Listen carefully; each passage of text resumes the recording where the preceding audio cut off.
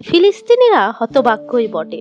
তারা প্রায় 1 শতক ধরে নিজেদের ভূখণ্ডে দখলদার ইহুদিদের হাতে মার খাচ্ছে। প্রজন্ম থেকে প্রজন্ম ঝরছে রক্ত, লাশের পাহাড় আকাশ ছুঁয়েছে। ফিলিস্তিনিরা আজও মরছে। ফিলিস্তিন ছিল অটোমান সাম্রাজ্যের অধীনে। আরব মুসলমানেরা ছিল সেখানকার সংখ্যাগরিষ্ঠ জনগোষ্ঠী। 19 শতকের শেষ দিকে জায়নবাদে আন্দোলন গড়ে ওঠে। ইহুদিদের চোখ পড়ে আরব ভূখণ্ডে। পৃথিবীর বিভিন্ন দেশে ছড়িয়ে থাকা ইহুদিরা ফিলিস্তিনে এসে বাসা বাঁধতে থাকে। তাদের সংখ্যা ক্রমেই বাড়ে। সবকিছুর উদ্দেশ্য আরব ভূখণ্ড দখল করে আবাসভূমি করে তোলা। 20 শতকের শুরুর দিকে অটোমান সাম্রাজ্য দুর্বল হয়ে পড়ে। এই সুযোগে ইউরোপীয় শক্তিগুলো তাদের প্রভাব বাড়ায়। স্বাধীন রাষ্ট্র প্রতিষ্ঠায় সমর্থনের প্রতিশ্রুতি দিয়ে প্রথম বিশ্বযুদ্ধে অটোম্যানদের বিরুদ্ধে আরবদের বিদ্রোহে নামায় ব্রিটিশ সরকার। ফিলিস্তিনি ভূখণ্ডে রাষ্ট্র প্রতিষ্ঠায় ইহুদিদেরও গোপনে আশ্বাস দেওয়া হয়। 1917 সালে ব্রিটিশ সরকার বেলফোর ঘোষণায় ফিলিস্তিনে ইহুদিদের একটি জাতীয় বাসস্থান প্রতিষ্ঠায় সমর্থন জানায়। অটোমান সাম্রাজ্যের পতন হলে ফিলিস্তিনের ম্যান্ডেট পায় ব্রিটিশরা। ফিলিস্তিনের দলে দলে অভিবাসী ইহুদি আসতে থাকে। বিরোধিতা সত্ত্বেও সেখানে তারা বসতি করে তোলে। এরপর 1920, 21, 28, 29 ও 36 সালে আরবদের সঙ্গে ইহুদিদের সংঘর্ষ হয়। এতে হতাহতের ঘটনা ঘটে। 1933 সালে অ্যাডলফ হিটলার জার্মানির ক্ষমতায় এসে ইহুদিদের উপর নিপীড়ন শুরু করে। সেখানকার ইহুদিরা পালিয়ে ফিলিস্তিনে আসে। ফিলিস্তিন ভূখণ্ডে ইহুদিদের তৎপরতা আরো বেড়ে যায়। ব্রিটিশ শাসন ও ইহুদি দখলদারের বিরুদ্ধে 1936 থেকে 1939 সালে সংগঠিত হয় আরব বিদ্রোহ। এই বিদ্রোহ দমন করা হয়। নিহত হয় 5000 আরব। দ্বিতীয় বিশ্বযুদ্ধের পর ফিলিস্তিন নিয়ে আরব ও ইহুদিদের মধ্যে বৈরতা বেড়েই যায়। ফিলিস্তিনের ওপর ম্যান্ডেট ছেড়ে দেওয়ার সিদ্ধান্ত নেয় ব্রিটিশ সরকার।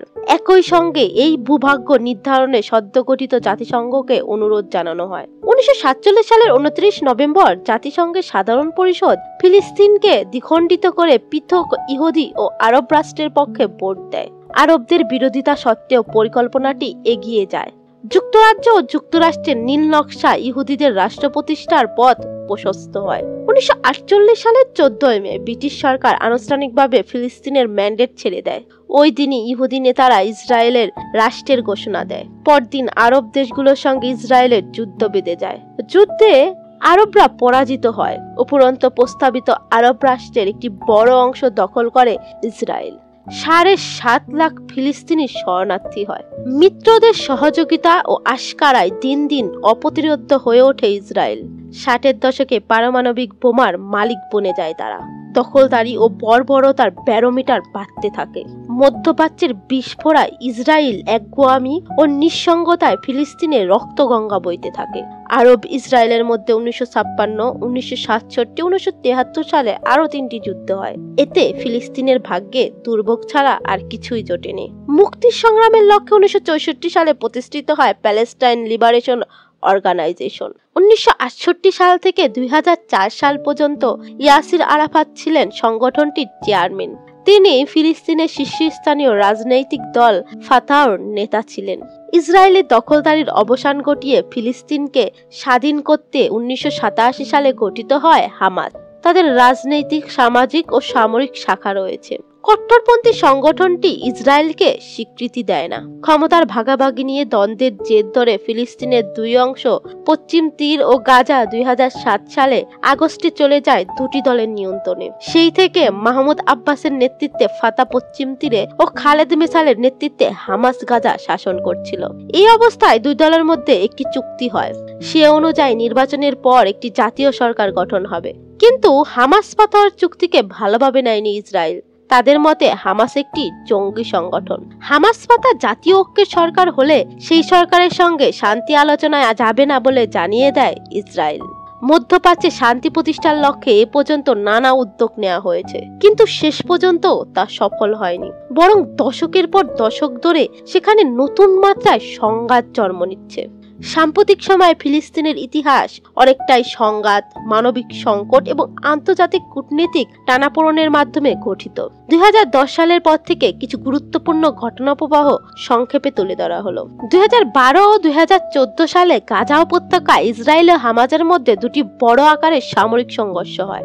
2014 সালের সংঘাতে 2200 এর বেশি ফিলিস্তিনি নিহত হন, যাদের অনেকেই সাধারণ নাগরিক। ইসরায়েলের পক্ষে 70 জনের মতো নিহত হন। গাজা সীমান্তে ফিলিস্তিনিরা প্রতিবাদ শুরু করে, যেটা ফিরে যাওয়ার অধিকার দাবি করে। ইসরায়েলি সেনারা প্রতিবাদ দমন করতে গুলি চালায়, যাতে শতাধিক ফিলিস্তিনি নিহত হয় এবং হাজার হাজার আহত হয়। পূর্ব জেরুজালেমের শেখ জাররা এলাকায় ফিলিস্তিনি পরিবারদের উচ্ছেদের প্রতিবাদ শুরু হয়। আর আকসা মসজিদে ইসরায়েলি পুলিশ অভিযানে সহিংসতা বেড়ে যায়, যার ফলে হামাস ও ইসরায়েলের মধ্যে আবারও যুদ্ধ শুরু হয়। 11 দিনের এই যুদ্ধে গাজায় প্রায় 250 জন ফিলিস্তিনি নিহত হয় এবং ইসরায়েলে 13 জনের মৃত্যু হয়। পশ্চিম তীর জুড়ে ইসরায়েলি বসতি সম্প্রসারণ এবং সেনা অভিযান বৃদ্ধি পায়, এতে বহু ফিলিস্তিনি নিহত হন। ফিলিস্তিনি ভূখণ্ডে রাজনৈতিক বিভাজন চলমান থাকে। 7 অক্টোবর 2023 হামাস ইসরায়েলে বড়সড় হামলা চালায়, প্রায় 1200 ইসরায়েলি নিহত হয়। এর পাল্টা জবাবে ইসরায়েল গাজা উপত্যকায় ব্যাপক সামরিক অভিযান চালায়। হাজার হাজার বেসামরিক ফিলিস্তিনি নিহত হয়। জাতিসংঘ এতে মানবিক বিপর্যয় ঘোষণা করে। গাজা পায় সম্পূর্ণ ধ্বংসপ্রাপ, খাদ্য, পানি, বিদ্যুৎ ও চিকিৎসার তীব্র সংকট দেখা দেয়। বিশ্বব্যাপী ব্যাপক প্রতিবাদ ও মানবাধিকার লঙ্ঘনের অভিযোগ ওঠে। জাতিসংঘ, আন্তর্জাতিক অপরাধ আদালত এবং বিভিন্ন সংস্থা যুদ্ধ অপরাধীদের তদন্ত শুরু করে। গাজা এখনো যুদ্ধ বিধ্বস্ত, বহু মানুষ শরণার্থী শিবিরে জীবনযাপন করছে। হামাস দুর্বল হলেও এখনো সক্রিয়। ফিলিস্তিনি রাষ্ট্র গঠনের প্রশ্নে কোনো উল্লেখযোগ্য অগ্রগতি নেই। ইসরায়েল রাজনৈতিকভাবে বিভক্ত এবং আন্তর্জাতিকভাবে চাপের মুখে রয়েছে। ফিলিস্তিন ভূখণ্ডে ইসরায়েল রাষ্ট্র প্রতিষ্ঠার পর থেকে স্বাধীন রাষ্ট্রের দাবিতে ফিলিস্তিনিদের রক্তক্ষয়ী সংগ্রাম চলছে। আর কত রক্ত ঝরলে, লাশের মিছিল কতটা দীর্ঘ হলে তাদের ভূখণ্ড স্বপ্নের স্বাধীন রাষ্ট্র হয়ে ধরা দেবে, তা এখনো অজানা।